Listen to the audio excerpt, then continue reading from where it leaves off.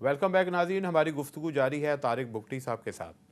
طارق صاحب، یہ بتائیے کہ ایک جو بلوچستان کی معدنیات ہے اور جو وہاں کے قدرتی وسائل ہیں، اس کو استعمال میں لانے کی ایک بہت بڑی جو ہے وہ کنٹروورسی ہے کہ وہ اس کا فارمولا کیا ہو۔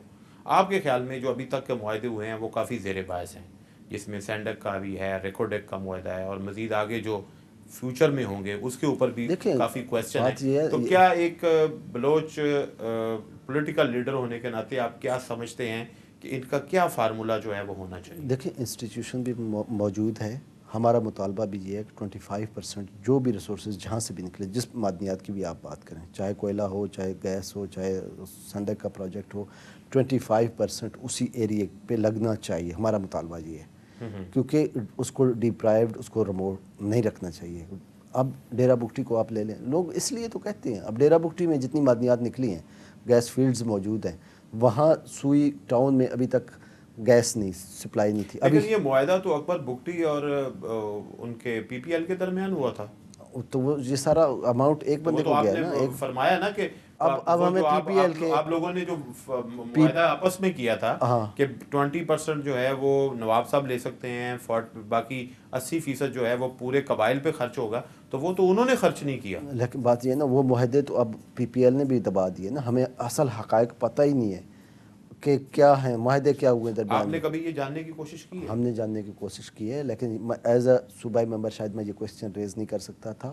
یہ کویسچن ہم قومی اسمبلی میں لا رہے ہیں تاکہ ہمیں معلومات ہو سکے اصل حقائق کیا ہیں، ہمارے کیا کیا معاہدے ہوئے تھے۔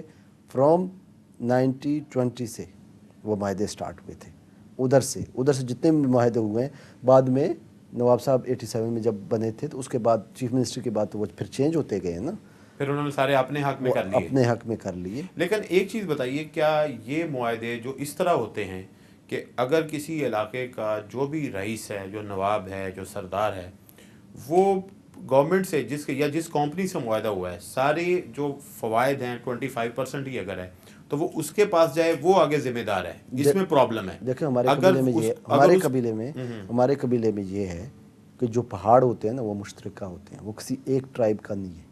ٹھیک ہے، اب ہمارا تحصیل پھیلاوا میں جتنے بھی پہاڑ ہیں، جہاں بھی معدنیات نکلے گی، وہ ہمارے 3 برانچز ہیں، 3 شاخیں ہیں، ان تینوں میں ڈیوائیڈ ہوگا، ایکولی ڈیوائیڈ ہوگا، اور وہ مل کے کام کریں گے، اس کا پروٹیکشن بھی مل کے کریں گے، فیسیلیٹیٹ بھی اسی لحاظ سے کیا جائے گا۔ ٹھیک ہے نا، یہ یعنی کہ پہاڑ کی جو معدنیات وہاں سے نکلے گی وہ ایک طرح کی آپ کی وہ قومی دولت ہوگی، قومی دولت ہوگی ہماری۔ ویسے زمینیں تو ہماری تقسیم ہے، ٹھیک ہے، ہر کسی کی اپنی ہے، زرعی زمینیں تقسیم ہے، لیکن پہاڑ جو ہیں، وہ پہاڑ بڑے بڑے پہاڑ جو ہیں وہ لیکن عملاً تو شاید ایسا نہیں ہوتا کہ وہ جو سردار ہوتا ہے وہ پہلے نہیں ہوا نا ایکسرسائز غلط ہوئی ہے نا۔ اب یہ ہے نا، فیڈرل کو یہ چاہیے کہ فیڈرل وہاں توجہ دے، کمیونیکیشن کی طرف توجہ دے، ایجوکیشن کی طرف توجہ دے۔ اب ہمارے اگر لیتے ہیں جس طرح پنجاب والوں نے اناؤنس کیا، میاں صاحب نے، شہباز شریف صاحب نے، تو یہ ایک اچھا اقدام ہے، اسکالرشپ پہ بچے آئیں، پڑھیں، پنجاب میں پڑھیں، اور پھر بلوچستان کو جا کے سرو کریں۔ لیکن ایک چیز بتائیے، اگر کرپشن بھی ہے، یہ سب کچھ ہے، آپ یہ ساری سچویشن سے نکلنے کے لیے، جیسے آپ نے بلوچستان کی یوتھ کو ایک جو آواز دی ہے، تو آپ کے خیال میں کہ وہاں پہ کوئی ایک اجتماعی آواز پیدا کرنے کے لیے، بلوچستان کی اجتماعی آواز پیدا کرنے کے لیے کون سا ایسا پلیٹ فارم ہے جس پہ آپ سارے بلوچوں کو اکٹھا ہونا چاہیے؟ دیکھیں، سب سے پہلے میں یہ سمجھتا ہوں کہ آپ کو یوتھ کو وہاں سے نکالنا چاہیے۔ اچھا، یوتھ کے لیے انتظام کیا جائے کہ وہ دوسرے پروونسز میں وزٹ کریں، دیکھیں، انسٹیٹیوشنز میں جائیں، اپنا پنجاب میں، سندھ میں، سرحد میں، دوسرے صوبوں میں جا کے دیکھیں کہ کیسے وہ ان کی زندگیاں کیا ہیں اور ہم کس زندگی میں۔ ہم تو 13th سینچری میں رہ رہے ہیں، ہم 21st سینچری میں ابھی تک آئے ہی نہیں ہیں، تو ہمیں 13th سینچری میں رکھا گیا ہے۔ ہم تو آپ دیکھ سکتے ہیں کہ ہم کیا، پھر ہماری سوچ کیا آپ ہوگی توقع کرتے ہیں کہ پاکستان کے جو دوسرے پروونس ہیں وہ بلوچستان کی کہ جو یوتھ ہے، بچوں کو وہ فیسیلیٹیٹ کریں اپنے ایجوکیشنل اداروں میں، ایجوکیشنل اداروں میں فیسیلیٹیٹ کریں، ان کے لیے انتظامات کیے جائیں، کیونکہ یہ خود نہیں افورڈ کر سکتے نا۔ اب ایک ٹور کا انتظام ہوا، اسلام آباد گئے، انہوں نے اسلام آباد کو دیکھا، بچوں کے ساتھ انٹریکشن ہوا، جب انٹریکشن نوجوانوں کے ساتھ ہوا تو ان کے ذہن چینج ہوئے نا۔ کچھ اور بھی سوچنے کا موقع ملا. سوچنے کا موقع ملے. یہ ایسا ہونا چاہیے. میں یہ سمجھتا ہوں.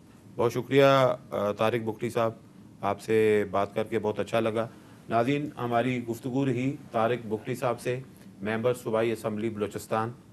انشاءاللہ نیکسٹ ویک ایک نئے پروگرام کے ساتھ حاضر ہوں گے. تب تک کے لیے اللہ حافظ.